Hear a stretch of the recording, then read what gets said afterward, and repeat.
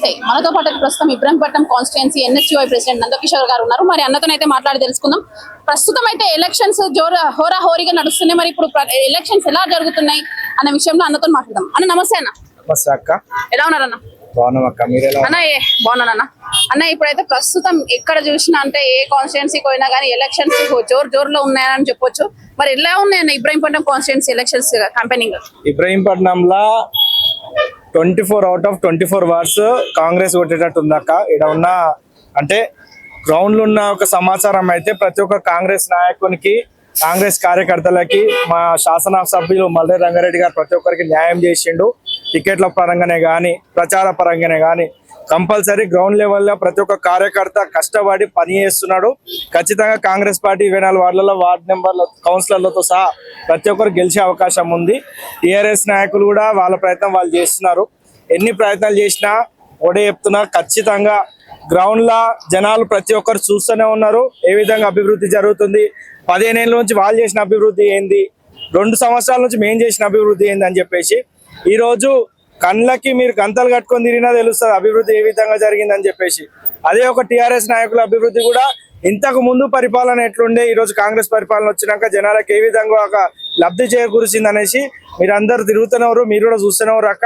మీరు కూడా జనాలకు చెప్పాలా ఏ విధంగా ఉంది అభివృద్ధి అనేది, రంగన్న ఒక పరిపాలన ఏ విధంగా నడుస్తుంది అని చెప్పేసి మీరు కూడా చెప్పాలక్క. రంగన్న వచ్చినాక నాయకత్వం ఇబ్రహీంపట్నం కాన్స్టిట్యుయెన్సీ లో మల్రెడ్డి రంగారెడ్డి గారి నాయకత్వంలో ఎలా జరుగుతున్నాయి మొత్తం డెవలప్మెంట్ అనేది? అక్క ఈరోజు ఒకటే చెప్తా అక్క, ప్రతి ఒక్క ఇబ్రహీంపట్నం మున్సిపాలిటీ యొక్క ప్రజలు ఎవరైతే ఉన్నారో వాళ్ళకి కళ్ళకు కట్టినట్టుగా చూపిస్తున్న అభివృద్ధి ఏందని. వచ్చిన 2 సంవత్సరాలలోనే 250 కోట్లు తెచ్చి ఈరోజు సుందరీకరణ అనేది ఇబ్రహీంపట్నంలో స్టార్ట్ చేసిరు. మీరు చెరువు కట్ట సుందరీకరణ అయినా సరే, మన గవర్నమెంట్ హాస్పిటల్ అయినా సరే, డిగ్రీ కాలేజ్, ఇదే డిగ్రీ కాలేజ్ నుంచి 15 ఏళ్ళుగా నేను ఎన్నో కష్టపడి కొట్లాడితే నా మీద 50కి పైగా కేసులు పెట్టి నన్ను ఎన్నోసార్లు జైలుకి పెట్టే ప్రయత్నం ఒక టీఆర్ఎస్ పరిపాలన చేసింది. అది అందరు చూసిరు జనాలు కూడా. ఈ రోజు రంగన్న రాగానే ఫస్ట్ డిగ్రీ కాలేజ్ ని ఓపెన్ చేయించినందుకు మాకు చాలా సంతోషంగా ఉంది.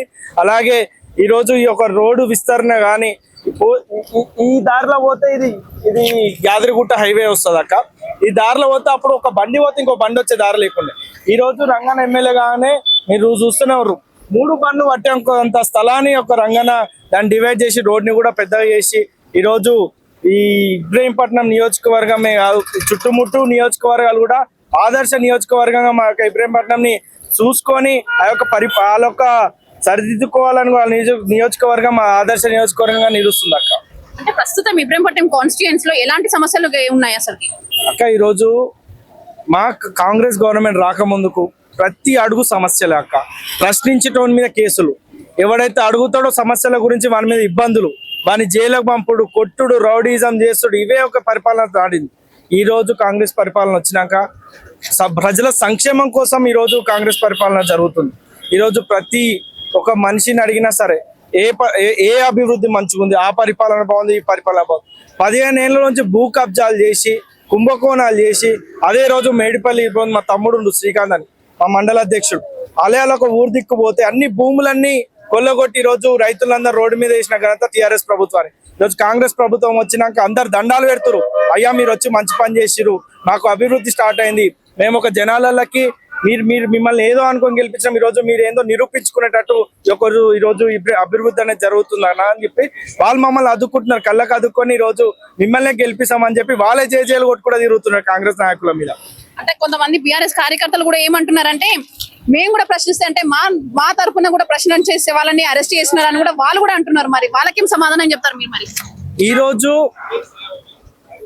వాళ్ళ మీద ప్రశ్నించినందుకు, మా మీద ప్రశ్నించినందుకు అరెస్ట్ చేసిరని చెప్తున్నారు కదా, ఆ ప్రశ్నలు కూడా ఒక రీతి రావాయి ఉండాలి. ఒక నాయకుని మీద ఇచ్చిన ప్రశ్నలైనా సరే, మనం రాజకీయం చేస్తున్నాం సరే, నీకు చేత కాకపోతే నువ్వు ఇంట్లో ఉండు. ఎవరో పాపం ఏమంటారు, మా చిన్న కార్యకర్తలని బ్లాక్మెయిల్ చేసి వాళ్ళ మీద బెదిరించి ఈరోజు పిల్లల మీద, మా నాయకుల మీద బెదిరించి ఇష్టం ఉన్నట్టు మాట్లాడితే లా అండ్ ఆర్డర్ అయితే కళ్ళు మూసుకోలే కదా, వాళ్ళు కూడా చూస్తూనే ఉంటారు అరే ఏ విధంగా నడుస్తుంది. ఆ వ్యక్తి ఒక లిమిట్ అనేది ఉంటుంది, ఆ లిమిట్ కాడికి మాట్లాడాలి. ఈరోజు వాస్తవంగా ఏ ఒక్క కార్యకర్తను మేము అరెస్ట్ చేయలేదు. మా దాంట్లోకి భయపెట్టి బొంగ తీసుకొని ఈరోజు ఏదో ఒక ఇష్టం ఉన్న ఆలోచనలు చూపించి వాళ్ళని పాపాట్లా తీసుకొని ఇబ్బంది పెడుతుంది తప్ప మేము ఏ రోజు కూడా ఎవరిని ఇబ్బంది లేదు. వాస్తవానికి అట్లా చూసుకుంటే మీ అన్ని కేసులు మేము పెట్టలే. మేము స్టార్ట్ చేసినాం అనుకో కేసులు ఈ రోజు వేరే విధంగా ఉంటుంది. యారు మీరు ఊహించలేను కూడా. మీకు తెలుసు నంద అనేటోడు ఎన్ని ఇబ్బందులు పెట్టారు. కార్యకర్త కాంగ్రెస్ కార్యకర్త అనేటోడు బయటికి వచ్చి మాట్లాడడానికి భయపడే స్థానానికి తీసుకుపోయారు ఈ రోజు ఇబ్రహీంపట్నంలో 15 ఏళ్ళ నుంచి పరిపాలన చేసి. ఒక కార్యకర్త మీరు చేసే ఒక తప్పుడు పనులని, తప్పుడు ఒక మీ వ్యవసాయాలని దాన్ని ప్రశ్నించే ఒక నాయకుల గొంతును అంచేసి మీ రోజు కేసులు పెట్టి జైలుకి పంపారు. కానీ ఆ రోజు కేసులకి జైళ్ళకి భయపడకుండా మేము కొట్లాడినాం, ప్రశ్నించినాం కాబట్టి ఈరోజు నిలబడ్డాం. కానీ ఆనాడు ఇండ్లలో బెదిరించి అవన్నీ జనాలు చూసినారు అక్క.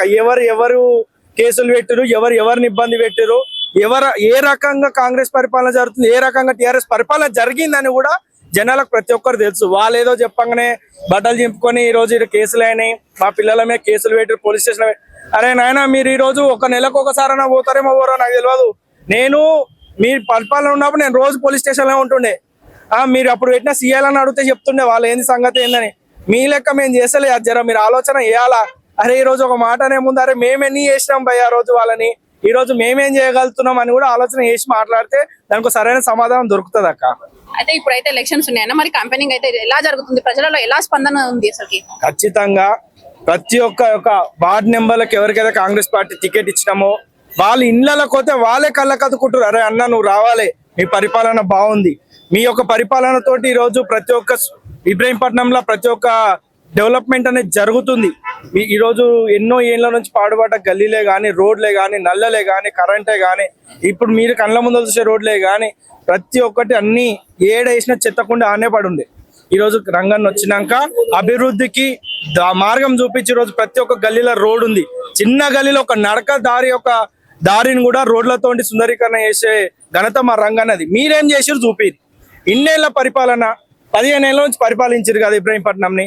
ఆ పార్టీలో దొంగదాన, ఈ పార్టీలో ఏదో ఒకటి చేసి 15 ఏళ్ళ నుంచి మీరేం పరిపాలించారు. బహిరంగంగా మీరు రండి, మేము వస్తాం. మా రంగన్న దాకా అవసరం లేదు, నేనే వస్తా, మీరు కూర్చోండి, మీరేం చేసినో చెప్పరు, మేమేం చేసినామో చూపిస్తాం. మాకు అవసరమే లేదు. 2 ఏళ్ళుగా పరిపాలించింది మేము, 2 ఏళ్ళుగా మా గవర్నమెంట్ స్థాపించుకొని 2 ఏళ్ళలో మేము ఏం చేసినామో చూపిస్తాం. మీరు 15 ఏళ్ళ నుంచి మీరేం చెప్పినా చూడు. దానికి బహిరంగంగా మేము సిద్ధం ఉంటాం, మీరు కూడా సిద్ధం అంటే చెప్పరు. దానికి ఒక స్థలం చూసుకుందాం, మా రంగన్నతో మాట్లాడతాం, అందరం కూర్చుందాం. మీ నాయకులు కూర్చోరు, మా నాయకులు కూర్చుంటాం. కూర్చొని మీరేం చేసినా చెప్పరు, మేమేం చేసినా చూపిస్తాం. అంటే ఏదైనా సరే సాక్ష్యాలతో చూపిస్తానంటున్నారు. ఖచ్చితంగా అక్క. అరే అక్క నేను ఏం చెప్తున్నా, ఇప్పుడు అందరికి కళ్ళున్నాయి, అందరు చూస్తూనే ఎవరు ఎవడేం చేసాడు, ఎవడేం ఏ లెక్కల ప్రజాభివృద్ధి జరిగింది, ఏ లెక్క ఇబ్రహీంపట్నం మున్సిపాలిటీ అభివృద్ధి జరిగిందని. దొంగలని అడ్డం పెట్టుకొని ఈరోజు లక్షల కోట్లు కుంభకోణం చేసి కడుపు నింపుకున్న వాళ్ళు మీరు మా మీద మాట్లాడేంత తత్వాన్ని మీరు అంతగానో ఎదిగిరంటే నేనైతే ఆశ్చర్యపోతున్నాను. ఎందుకంటే ఈరోజు మీకు తెలుసు అభివృద్ధి ఎంత మంచిగా జరుగుతుందని. దాన్ని మీరు కడుపు అది మీకు కడుపులో పట్టలేక ఏదో ఒకటి రుద్దాలే, ఏదో ఒకటి తప్పుడు ప్రచారాలు చేస్తే గానీ మాకు ఈరోజు పూట గడిచేటట్టు లేదని చెప్పేసి మీరు అంతా తప్పుడు ప్రచారాలు చేసినంత మాత్రాన ఎవడు భయపడట్లేడు. ఈతలోడు కూడా అందరు చూస్తూనే ఎవరు, జనాలు కూడా అందరు చూస్తూనే ఎవరు. మీరు నోటికి వచ్చిందల్లా పడేసుకుంటా పోతుంటే అవతల నమ్మే అంత పిచ్చోళ్ళు కూడా ఎవరు లేరు. మా ఇబ్రహీంపట్నం ప్రజలు చాలా తెలివిమంతులు, చాలా లాజిక్ ఆలోచించేటోళ్ళు కూడా. వాళ్ళకు కూడా తెలుసు ఎవడేం తప్పు చేసిండు, ఎవడేం నొప్పి చేసిండని. దానికి ప్రతి ఒక్క ప్రతిఫలం మన ఇబ్రహీంపట్నం ఎమ్మెల్యే ఎలక్షన్లకే చూపించారు. ఆ రోజే సగం చచ్చిరు, ఈ రోజు అయితే మొత్తం చచ్చేటట్టు ఉంటారు. అందుకే నోరు ఉల్టావాడ వాడేసుకోకుండా జాగ్రత్త నోరు అదుపులో పెట్టుకొని మీ యొక్క రాజకీయం మీరు చేసే, మా యొక్క రాజకీయం మనం చేసి, దేవుడు అనేటోడు గొప్పోడక్క. అంటే అరే మనుషులకి ఎంత మంచి చేయాలనే నాయకుని ఎంతవరకు గెలిపేయాలో నాకు తెలుసు. అందుకే మా రంగాన్ని అంత మెజార్టీతో గెలిపించారు, 40,000 మెజార్టీతో గెలిపించారు. మిమ్మల్ని తుక్కుతుక్కులో ఒకటి ఇలా వండ పెట్టిండు. అది చూస్తేనే ఎవరు కాక జనాలంతా. నేను అదే చెప్తున్నా, ఎట్టికే నోరు పడేసుకోకూరి, కాలిపిల్లి ఇజ్జత్ తీసుకోకూరి. అన్నీ చెప్తే అన్ని బాగుండదు. జనాలలో కొయ్యి కొట్లాడితే తెలుస్తున్నాయి. కొన్ని వార్డులలో పోతే మాజీ ఎమ్మెల్యే వాళ్ళ మనుషులని ఎలగొడతారు. ఏం చేసిరా మీరు 15 ఏళ్ళు వచ్చి ఈరోజు ఓట్లాడడానికి వచ్చిరని చెప్పి. ఆ విధంగా ఉంది ఈరోజు. వాళ్ళు కూడా మా గురించి మాట్లాడతారు. అక్క నువ్వు అట్లా నడుస్తుంది కథ కాన్స్టిట్యున్సీలోనే కాదు. ఈరోజు ఏడ ఖాళీ జాగా కనిపించింది, అది ఖచ్చితంగా మంచిరెడ్డి పేరు మీద, లేదా మంచిరెడ్డి కిషన్ రెడ్డి ఒక అంచనా పేరు మీదే ఉంటుంది తప్ప ఏడ కూడా ఒక ప్రజా పేరు మీద అయితే ఏడ ఉండదు. ఎందుకంటే అంత విధంగా వీళ్ళు కుంభకోణం చేసిరు, భూ కబ్జాలు చేసిరు. ఈరోజు ఒకప్పుడు ఒక్కొక్క రూపాయికి అడుకున్న వాళ్ళు ఈరోజు కోట్లాధిపతి లేరు. ఎట్లకైనా కష్టం చేసారా? మీకు వచ్చే ఎమ్మెల్యే జీతంతో ఉంటాయిరా? ఎట్లకైనా చేయరు. పేదల కడుపు కొట్టి ఈరోజు సంపాదించుకున్న పైసా మీది. ప్రతి ఒక్క పేదోని కాడ నుంచి గుంజుకొని మళ్ళీ పేదోని కాడ గుంజుకొని తిన్న రీతి రావాయి మీది. కానీ ఈరోజు మా రంగన్న చూస్తుండు, ఇది ఎన్ని పైసలు అయితే ఎన్ని ఆస్తులు అయితే మీరు పేదల నుంచి కుల్లగొట్టిరో అవన్నీ తీసుకొని మళ్ళీ పేద ప్రజలకి ఇచ్చే కాన్సెప్ట్ లో మేము పోతున్నాం. ఖచ్చితంగా చేస్తాం అక్క.